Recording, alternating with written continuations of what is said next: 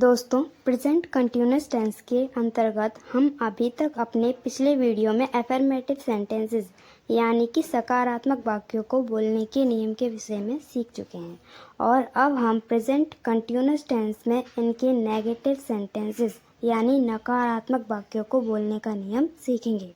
इसके लिए हम सबसे पहले लगाते हैं सब्जेक्ट यानी कि कर्ता, उसके बाद हेल्पिंग वर्ब यानी कि सहायक क्रिया, उसके बाद नॉट और फिर वर्ब यानी कि क्रिया जिसके साथ में आईएनजी लगाना भी आवश्यक है। प्रेजेंट कंटिन्यूअस टेंस में इस्तेमाल होने वाले शब्द जैसे कि इज, एम और आर को ही हम सहायक क्रिया यानी कि हेल्पिंग वर्ब कहते हैं। तो चलिए अब ये भी जान लेते हैं कि किस हेल्पिंग वर्ब का इस्तेमाल कहाँ, कैसे और किस सब्जेक्ट यानी कि कर्ता के साथ किया जाता है। जब वाक्य में कोई सिंगल पर्सन यानी कि कोई अकेला व्यक्ति किसी काम को करता है तो उसके साथ हमेशा हेल्पिंग वर्ब इज का ही इस्तेमाल होता है, जैसे कि ही, सी या सब्जेक्ट किसी व्यक्ति का नाम भी हो सकता है, जैसे रमेश, मोहन, राधिका इत्यादि।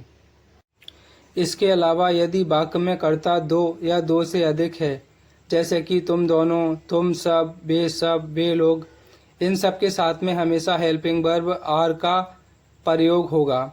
इसके अलावा सब्जेक्ट यू यानी तुम के साथ भी आर का ही प्रयोग होगा।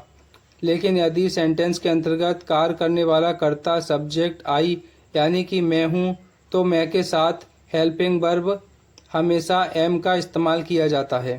तो चलिए दोस्तों, अब इन प्रेजेंट कंटिन्यूअस टेंस में नेगेटिव सेंटेंसेस के कुछ उदाहरण पर नज़र डालते हैं। वे टीवी नहीं देख रहे हैं। They are not watching TV. Kishan बांसुरी नहीं बजा रहा है। Kishan is not playing the flute. बच्चे कक्षा में शोर नहीं मचा रहे हैं। Children are not making noise in the class. हम ताजमहल घूमने नहीं जा रहे हैं। We are not going to visit the Taj Mahal. वह नहीं लिख रहा है। He is not writing. वह खाना नहीं बना रही है। She is not cooking. Radhika cycle नहीं चला रही है। Radhika is not riding a cycle. तुम नहीं जा रहे हो। You are not going. मैं नहीं पढ़ रहा हूँ। I am not reading.